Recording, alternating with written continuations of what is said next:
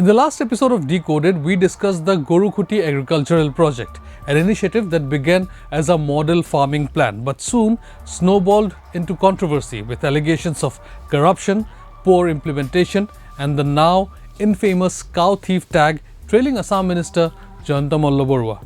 This week, we are turning our focus to the western edge of Assam, Dhubri district, which gained the spotlight following a fresh wave of eviction drives. At the core of the issue, the Adani Group's proposed thermal power plant and hundreds of families being displaced. I'm Kalyan Dev, and in this week's Decoded, we will walk you through the events that took place over the past few days, the politics shaping the Dhubri eviction drives, and the cost of development in the region. So stay tuned. For months. The village of Assam in the 75th Independence Day.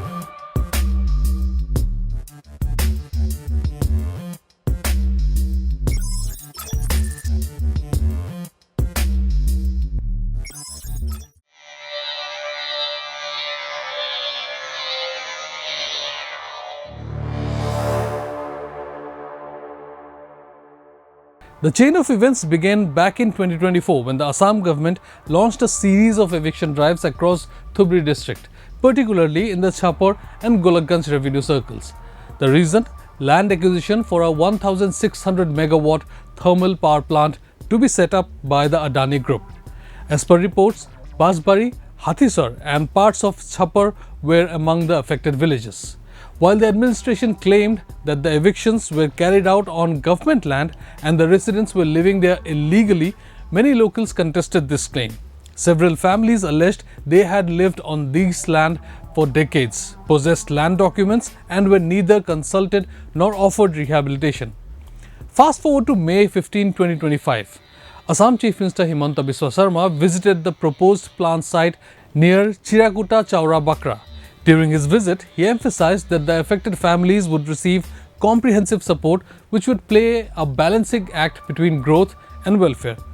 Interestingly, the project was earlier planned to be set up in Kokrajhar district, but following allegations by a section of people that the government was trying to take away tribal land, the plan was scrapped.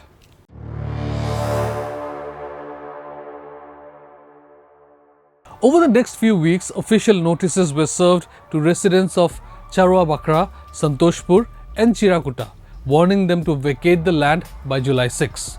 The eviction notice appeared in 4 villages, Chirakuta parts 1 and 2, Santoshpur and Chaura Bakra, citing the Assam Land and Revenue Regulation 1886.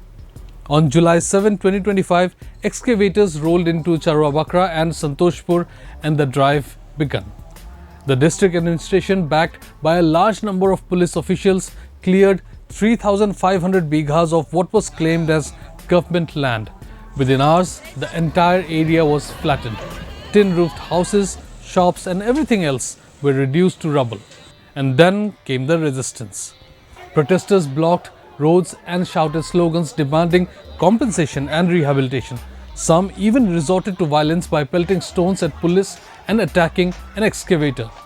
Law enforcement officials responded with lathi charge and detaining several protesters. Even Raijardol MLA Akhil Gogoi, who tried to enter the eviction site, was stopped and later detained.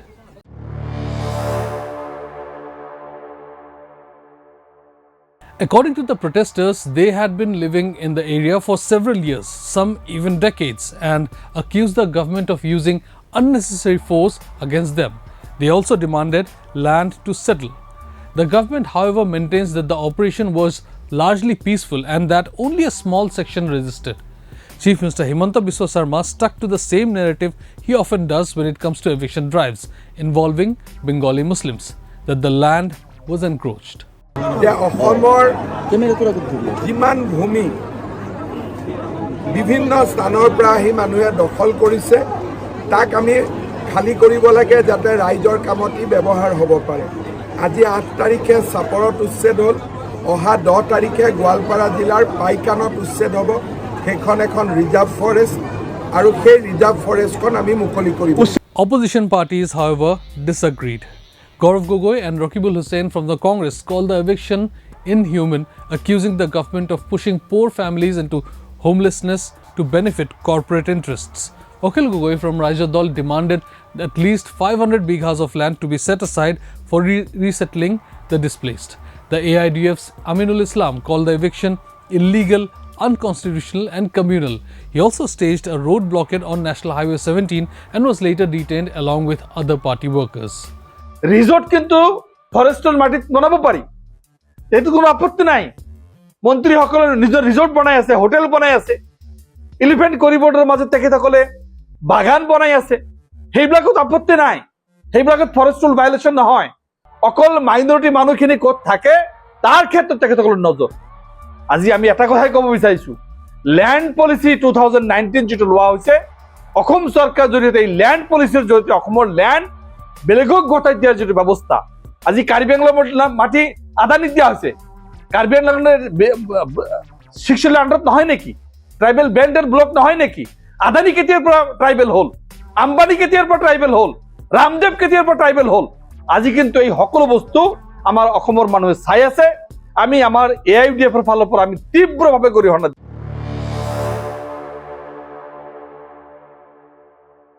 Post-eviction, the government announced that Rs 50,000 would be given to every evicted family. Those who didn't want cash could take land in nearby areas. But as reports started coming in, it became clear that not everyone was compensated. Many said that they hadn't received money or allotment slips. Others were sent to sandy, flood-prone char areas with no infrastructure. Protests continued. AIUDF leaders staged fresh sit-in demonstration in Dhubri. Congress leaders visited displaced families and announced that if voted to power, they would not only cancel the Adani project but also compensate and rehabilitate every evicted family. Even the Aam Aadmi Party, which has a comparatively smaller footprint in Assam, issued a statement calling the eviction an attack on the poor and demanded that industrial projects not be built by displacing marginalized communities. On the other hand, BJP leaders defended the move, claiming that most of the evicted people were illegal encroachers. CM Sharma, in a press briefing, claimed these lands belonged to the indigenous people and had to be freed for industrial development.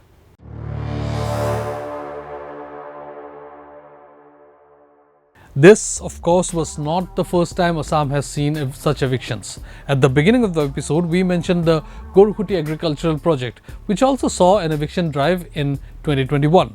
Like the one in Dhubri, the Gorukhuti eviction too made national headlines and saw hundreds of families of the Bengali Muslim community being rendered homeless. The government's explanation was almost identical. The land was illegally occupied and the eviction was necessary for development. But we all know the current state of the project. Now, in 2025, we are seeing the same pattern being repeated. The questions, however, are how many more will be displaced in the name of development? And will the promises related to these development projects ever see the light of the day? While we were recording this video, the second phase of the eviction drive was being carried out in Gwalpara.